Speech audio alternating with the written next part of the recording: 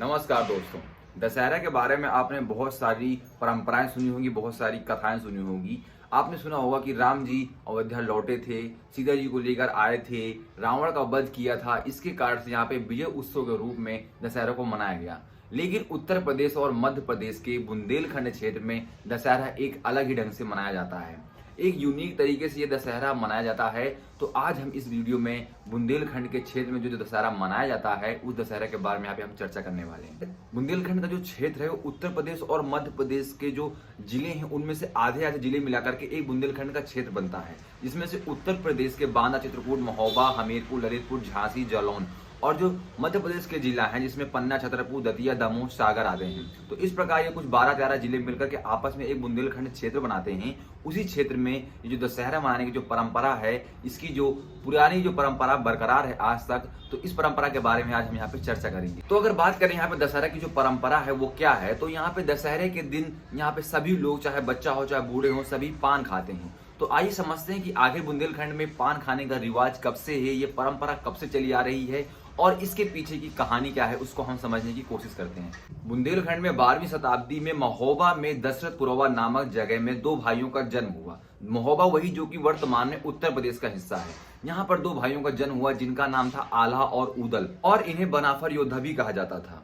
और उस टाइम पे बुंदेलखंड में चंदेल शासकों का शासन चला करता था, उनका सम्राट स्थापित था। चंदेल शासक वही है जिन्होंने खजुराहो में प्रसिद्ध ऐतिहासिक मंदिर भी बनवाए हैं। आल्हा उदल उन्हीं चंदेल शासकों के सेनापति हुआ करते थे। लोक कवि जगनिक आल्हा और उदल के बारे में 52 जो उनके युद्ध लड़े गए हैं, उन युद्धों का वर्णन आल्हा खंड में उन्होंने किया हुआ है। जैसे इन्होंने पृथ्वीराज जैसे महान योद्धाओं के साथ भी युद्ध लड़ा है। इसीलिए बुंदेलखंड में लोग आज भी गाते हैं कि बुंदेलखंड की सुनो कहानी, बुंदेलों की बानी में पानीदार यहाँ का घोड़ा, आग यहाँ के पानी में। और कहा जाता है कि बुंदेलखंड में पान खाने की परंपरा महोबा में आल्हा के जमाने से ही शुरू हुई थी और आज भी वर्तमान में महोबा में पान का पत्ता पूरी दुनिया भर में प्रसिद्ध है।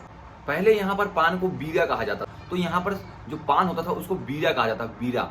तो इस प्रकार यहाँ पर जब आल्हा उदल का जो जमाना था, तो जो इस प्रकार जो आल्हा उदल के टाइम पीरियड में यहाँ पर जो भी कोई योद्धा होता था, किसी काम को करने का वचन लेता था या संकल्प लेता था, तो उसको एक थाल में रख करके बीरा को उठाना पड़ता था। उसको बोलते थे कि बीरा को उठाना, तो उसी को बोलते थे, यहाँ पर वो पान हुआ करता था, उसी को बीरा बोला करते थे। तो वो संकल्प लेता था योद्धा कि मैं संकल्प लेता हूँ कि मैं इस काम को सुनिश्चित ही करूंगा, मतलब मैं एक प्रकार से ईश्वर की शपथ लेता हूं, या उसको उठाना, उस पान को उठाना, बीरा को उठाना एक प्रकार में अपने आप को एक संकल्प का प्रतीक था।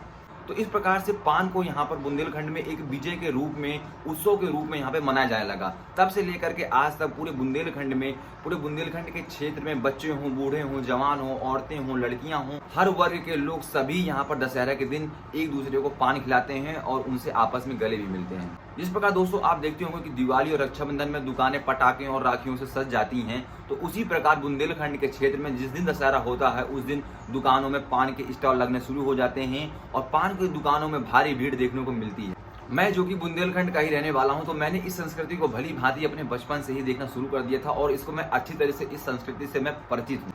तो दशहरे के दिन बुंदेलखंड के पूरे क्षेत्र में जैसे ही शाम होती है वैसे ही लोग एक दूसरे से घर मिलने जाते हैं, तो वहां पर सबसे पहले उसका पान खिला करके स्वागत किया जाता है। ये चाहे आप कोई बच्चा किसी घर जा रहा हो मिलने, चाहे कोई औरत जा रही हो, कोई लड़की जा रही हो, कोई बूढ़ा जा रहा हो, कोई जवान जा रहा हो, कोई भी A to Z किसी के घर मिलने जाता है, तो वहां पर उस व्यक्ति को वहां पर पान खिला करके उसका स्वागत किया जाएगा। यह परंपरा आज भी बुंदेलखंड के क्षेत्रों में व्याप्त है। और इस दिन बुंदेलखंड के इस क्षेत्र में दशहरे के दिन जो बच्चे होते हैं, जो छोटे होते हैं, अपने से बड़ों का आशीर्वाद प्राप्त करते हैं। और इस प्रकार यह त्योहार पूरे बुंदेलखंड में अमन और शांति के साथ में एक दूसरे से गले मिल करके यहाँ पर मनाया जाता है।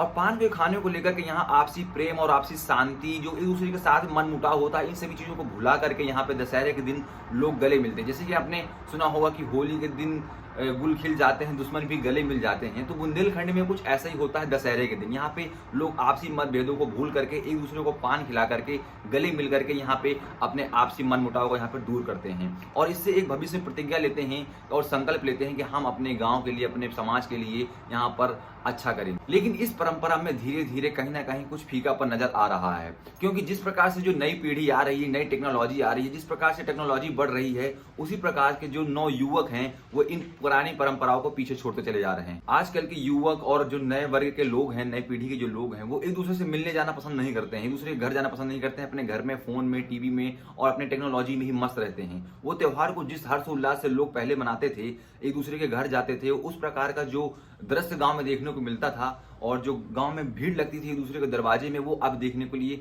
बहुत कम मिल पाता है। और यहाँ पर एक चीज और देखी गई है कि जो नए वर्ग के जो युवक हैं, जो नए लड़के हैं, ये जो पान खाने की जो परंपरा है दशहरे में बुंदेलखंड में, इसको अब एक प्रकार से नशे के रूप में यहाँ पे ये लोग समझने लगे हैं कि हाँ, पान खाना है मतलब पान खा सकते हैं, हम लोग दारू पी सकते हैं, सिगरेट पी सकते हैं, आज कोई मना नहीं करे, कोई रोक टोक नहीं होगी, तो उसको एक नशे के रूप में भी इसको लेने लगे हैं, जिससे कि हमारी संस्कृति के लिए बड़ा खतरा पैदा कर सकता है।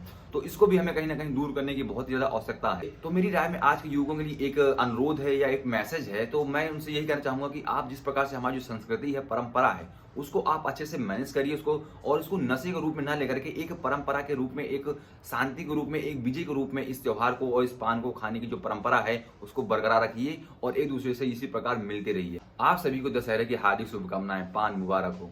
बहुत बहुत धन्यवाद। मिलते हैं नेक्स्ट वीडियो में।